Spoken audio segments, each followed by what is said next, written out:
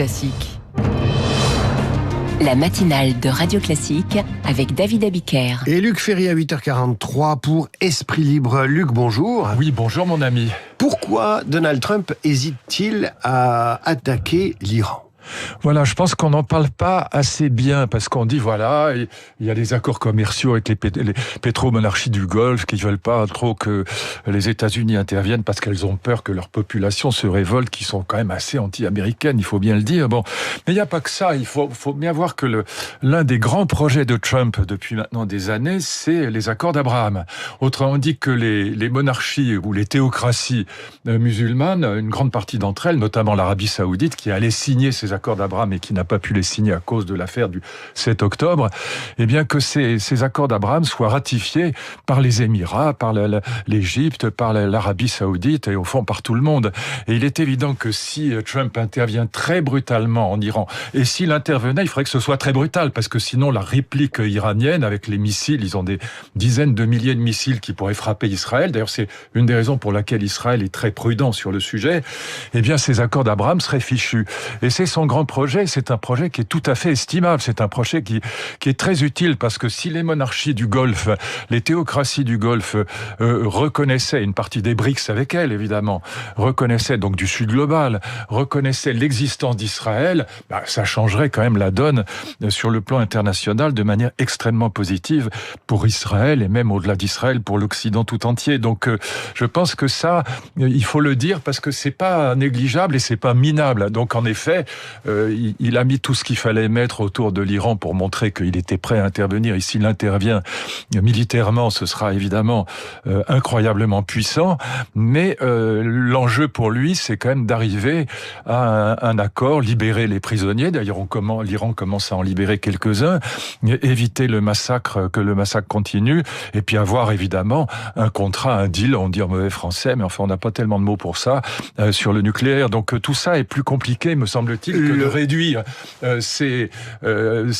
l'attitude de Trump à ses frasques habituelles, au côté fantasque du mégalo du bonhomme, ou simplement à dire il n'intervient pas parce qu'il a des contrats commerciaux avec les monarchies du Golfe. C'est pas simplement un contrat commercial, c'est aussi les accords d'Abraham qui sont en jeu. Encore faut-il qu'il ait un interlocuteur. Cet interlocuteur pourrait être celui qui a tendu peut-être une perche ce week-end, c'est-à-dire le président Pezeshkian. Une guerre ne serait dans l'intérêt ni de l'Iran ni des États-Unis, dit ce président.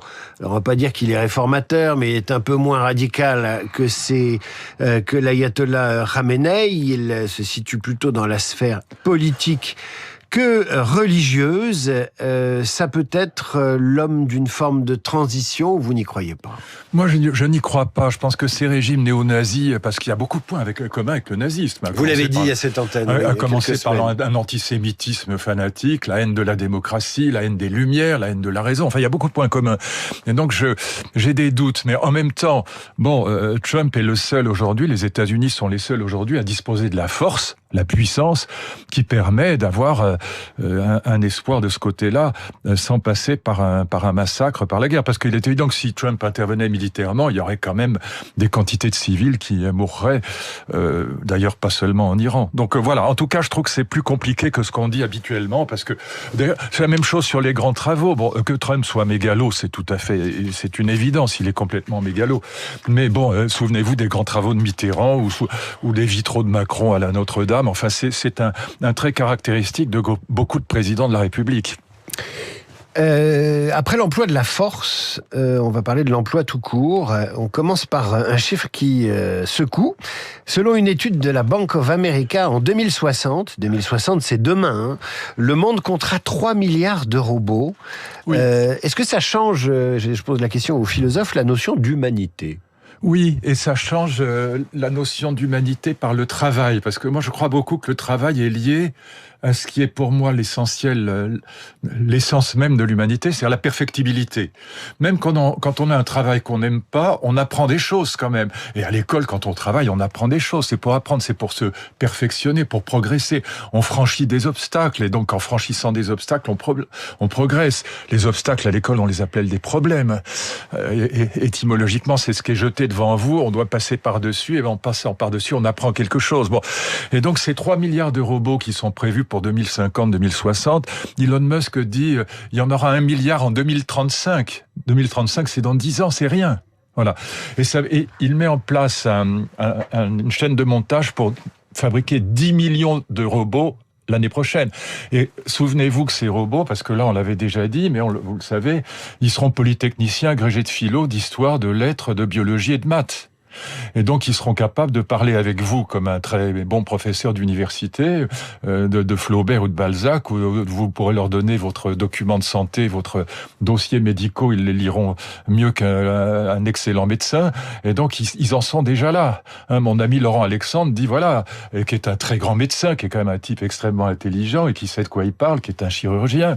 Il dit, voilà, le ChatGPT Santé qui sort cette année est 10 fois meilleur que moi en médecine.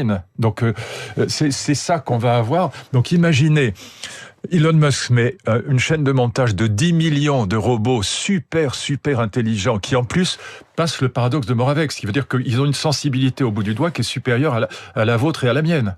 Quand ils lèvent un poids, ils savent le poids qu'ils soulèvent. Voilà. Et donc ça veut dire que, et vous avez en Chine déjà une usine qui est entièrement... Les salariés sont entièrement, l'usine est entièrement composée de robots. Luc, ça veut dire qu'on va avoir des esclaves ? Oui, on a c'est-à-dire, on va devenir esclavagiste. On en aura un à la maison, il peut remplacer une femme de ménage ou un employé de maison. Oui. Un être humain qui a des esclaves, il revient à même si c'est des esclaves qui n'ont pas de conscience, enfin pour le moment, ça transforme l'humanité. Ça fait de moi un roi fainéant. Oui, et ça fait pour nos enfants aussi des enfants fainéants, c'est-à-dire que le grand risque à l'école, enfin à l'université surtout, c'est ce qu'on appelle en anglais le deskilling, la perte des skills, la perte des compétences. Voilà, 90% des gamins font faire leur mémoire de master par ChatGPT, et donc ils n'apprennent rien, ou très peu, beaucoup moins en tout cas que nous quand nous faisions notre maîtrise. Bon, et donc il va y avoir un problème d'emploi, un problème de travail, donc un problème de perfectibilité humaine. J'y reviens parce que philosophiquement, pour moi, la perfectibilité, là, moi je suis un disciple de Rousseau et Kant, de Husserl et même de Heidegger sur ce point-là. C'est la perfectibilité, c'est l'essence même de l'humanité. C'est la vraie différence avec l'animal. Kant disait, un animal, il est dès le début, la petite tortue marine qui sort de l'œuf, elle est dès le début tout ce qu'elle sera toute sa vie. Tout est en place, l'instinct naturel guide intégralement l'animal. Moi j'adore mes chats, mais ils changent très peu au cours de leur vie. Alors, un petit peu, mais très peu. Mais c'est pour ça qu'on les aime. Oh non, pas uniquement parce que j'aime mes filles, mais justement, elles ont énormément changé entre l'âge de 2 ans et l'âge de 20 ans. Moi, mon chien est d'une constance dans la bêtise qui fait que je l'adore. Oui, ça m'étonne pas de vous. Mais vous aimez aussi vos filles et vos enfants, et vous voyez bien qu'eux, ils changent sans arrêt. Et c'est ça qui est fascinant, cette perfectibilité. Et d'ailleurs, on est là comme parents pour les aider justement à progresser. Et à devenir indépendant, à devenir autonome et à avancer dans la vie. Imaginons, Luc, que vous ayez à domicile un robot qui vous fasse la vaisselle, qui trie vos papiers, votre bibliothèque, etc. Est-ce que vous continueriez d'apprendre si vous êtes à côté d'une machine qui est capable de raisonner, qui est capable de faire une dissertation de philo comme vous le défendez, bref, quelqu'un qui est plus intelligent que vous et qui réunit tous vos philosophes favoris, à commencer par Kant, Rousseau, Heidegger, Voltaire, enfin toute la bibliothèque. Est-ce que le philosophe intellectuel que vous êtes n'est pas condamné à un suicide au moins intellectuel ? Alors il y a 2 problèmes. Il y a la question du travail. Est-ce que je travaillerai autant ou pas ? Et là, je ferai une différence entre le travail qu'on fait, le travail salarié qu'on fait pour gagner sa vie, qui peut être formidable, mais qui peut parfois être embêtant, et puis le travail personnel, pour apprendre et pour se perfectionner. Donc moi, je travaille 10 heures par jour, mais c'est pas pour gagner ma vie, c'est pour apprendre des choses, parce que ça me passionne d'apprendre des choses. Donc ça vous changerait pas ?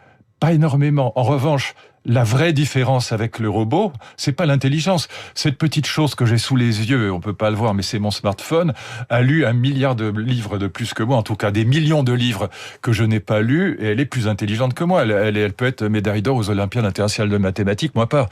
Donc elle est plus intelligente et plus cultivée. Mais la différence, gardez ça en tête, David, parce que c'est crucial, c'est qu'elle est alignée sur des codes éthiques, et sur des codes de morale, et sur des codes esthétiques et politiques. Je peux fabriquer une IA juive, musulmane, catholique, nazie, socialiste, libérale, ce que vous voudrez. Donc l'enjeu, c'est l'algorithme. Alors l'enjeu, c'est l'alignement sur des codes.